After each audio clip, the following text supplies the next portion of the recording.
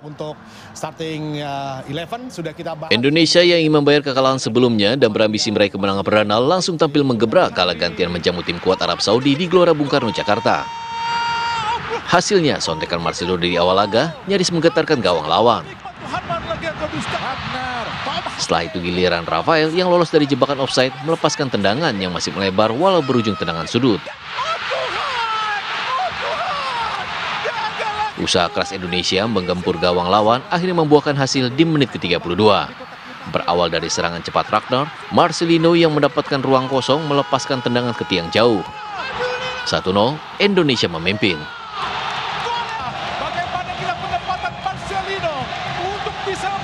Setelah itu, kedua tim saling menciptakan peluang.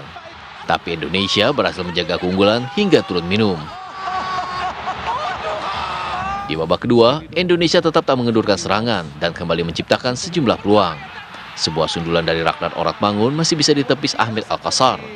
5 menit kemudian, lewat skema serangan balik, Marcelino lagi-lagi menjadi bintang lapangan usai dengan dingin mencip bola dan membuat seisi Stadion Gelora Bung Karno kembali bergemuruh menyambut gol keduanya.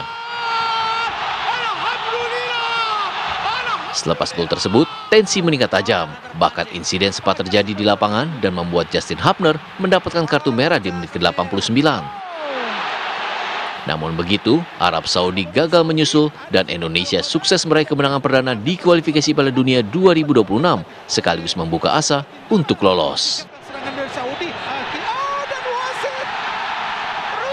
네, 오늘 경기를 이김으로써 우리 선수들이 분명히 할 수 있다는 것을 느꼈을 것이고, 우리가 지금 뭐 3, 4위 목표를 잡고 있었는데, 우리 홈에서 앞으로 2경기가 남아있기 때문에 충분히 목표 달성을 할 수 있다 저는 믿고 있고, 오늘 이런 경기가 우리 선수들한테 앞으로 더 잘할 수 있다는 그런 동기부여가 됐다, 저는 그렇게 생각하고 있습니다. Saya juga memiliki ketenangan dan kepercayaan diri. Jadi momen gol pertama sangat-sangat penting buat saya. Kayak melepas semua, kayak beban-beban semuanya. Luar biasa sekali, pasti pemirsa juga banyak yang menyaksikan semalam ini pertandingan Indonesia Arab Saudi dan berhasil mencetak gol 2-0. Kita seru banget ya. Seru banget ya. Kita akan membahas hal ini dengan Mas Erwin Fitriansyah, pengamat sepak bola. Tapi sebelum ke Mas Erwin, saya mau juga mengingatkan pemirsa, ini euforianya semangatnya tetap dijaga karena kita ternyata masih cukup banyak pertandingan. Masih punya PR. 20 Maret 2025 Australia melawan Timnas Indonesia. 25 Maret 2025 ini Timnas Indonesia akan melawan Bahrain. Kemudian 5 Juni 2025 Timnas Indonesia akan melawan Cina dan 10 Juni 2025 akan melawan Jepang. Jadi masih akan cukup banyak pertandingan. Siapkan energi, siapkan semangatnya biar Indonesia bisa mempunyai peluang besar nantinya di Piala Dunia 2026. Mas Erwin, sedikit dong catatan semalam melihat permainan dari, mungkin diulas dari lini pertahanan, kemudian strateginya, performa pemain khususnya Marcelino yang berhasil menggolkan dua gol begitu ya. Bagaimana evaluasi semalam? Sedikit saja. Nggak boleh banyak ya. Kalau menang enak banyak ngomongnya. Kita peluangnya boleh. Jadi semalam itu Indonesia berada dalam tekanan Arab Saudi kalau secara keseluruhan ya. Penguasaan bola kalah, mungkin sekitar 23% saja. Tendangan ke arah gawang itu juga Arab Saudi ada 20 sekian ke arah gawang, sementara Indonesia nggak sampai 10 ya. Pelanggarannya aja yang menang Indonesia dan kartunya yang lebih banyak ya.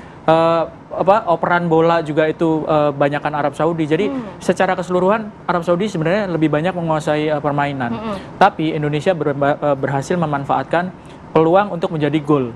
Bermain cukup efektif. Cukup efektif ya, belum sangat efektif. Karena kalau sudah sangat efektif lebih dari dua kayaknya lebih dari dua. Karena kan di awal tadi ada Rafael, ada Marcelino juga dapat peluang. Jadi lebih bisa memanfaatkan peluang dengan cukup efektif dibandingkan dengan Arab Saudi. Arab Saudi itu 20 sekian tendangan ke arah gawang tapi nggak bisa cetak gol. Faktor apa yang membuat Indonesia nampaknya cukup gemilang semalam? Apakah memang bermain di kandang sendiri atau gimana? Salah satunya pasti itu ya. Bermain di kandang sendiri pasti mendapatkan semangat dari para supporter. Yang kedua, bermain cukup disiplin para pemain Indonesia, terutama ketika bertahan. Yang ketiga, Arab Saudi sekarang ini juga dalam posisi mereka tidak terlalu bagus permainannya. Mereka juga baru menang 1 kali. Ya. Sebelum semalam itu mereka menang 1 kali dan seri 4 kali. Dan mereka sedang berada dalam gejolak karena apa? Pelatihnya baru ganti. Jadi 2 pertandingan. Jadi sebelum lawan Indonesia, Arab Saudi lawan Bahrain, itu pelatihnya baru ganti. Lawan Bahrain seri, lawan Indonesia semalam kalah. Jadi artinya ada faktor dari Arab Saudi, performa mereka sedang tidak bagus. Ya. Tapi menurut Mas Erwin ada strategi juga nggak yang diubah oleh Sintayong sehingga di permainan tadi malam tuh lebih kelihatan ini? Ada. Salah satunya adalah memainkan Marcelino Ferdinand dari awal. Dan akhirnya Marcelino yang bisa membuat Indonesia menang dengan 2 golnya, bukan cuma 1 gol tapi 2 gol. Ada satu pergantian pemain yang menurut saya itu merupakan sebuah kejelian, keputusan yang jeli, keputusan yang berani juga, karena sebelum pertandingan nama Marcelino itu sebetulnya seringkali menjadi sasaran kritikan dari netizen ya. Karena penampilannya dari awal atau bagaimana? Bukan, karena beberapa pertandingan dia penampilannya tidak perform, tidak terlalu bagus gitu ya. Sehingga ketika menampilkan Marcelino dari menit awal, itu kan ada sebuah keputusan yang berani dari Coach Sintayong, sebuah kepercayaan yang diberikan kepada keputusan Marcelino. Berani yang tepat ya. Iya, keputusan berani yang tepat karena dibayar dengan tuntas oleh Marcelino gitu. Yang selama ini menjadi sasaran kritikan gitu. Nah, Erwin, pergantian pemain, kita melihat sempat ada Arhan dan Sayuri. Ini cukup efektif nggak sih rotasi pemain yang digunakan semalam? Pergantian pemain, kalau saya melihatnya lebih kepada karena yang di dalam lapangan itu sudah terkuras fisik staminanya. Tapi ketika mereka masuk nggak terlalu banyak ada perubahan yang signifikan gitu ya. Lebih kepada ya udah replace aja gitu, menggantikan pemain dengan yang lebih segar. Karena yang sebelumnya memang sudah cukup lama bermain gitu ya. Dengan yang lebih segar gitu. Tapi kalau untuk urusan apakah langsung berhasil mengubah jalannya permainan ataupun bisa mengubah jalannya permainan, nggak terlalu sih semalam ya, karena memang tensinya tinggi sekali ya. Iya, betul. Nah, Mas Erwin, seperti kata Rati tadi, meskipun kita punya euforia kemenangan, tapi jangan lupa kita masih punya PR nih. Apakah kita masih optimis untuk di pertandingan-pertandingan berikutnya kita bisa memenangkan atau bisa meraih poin?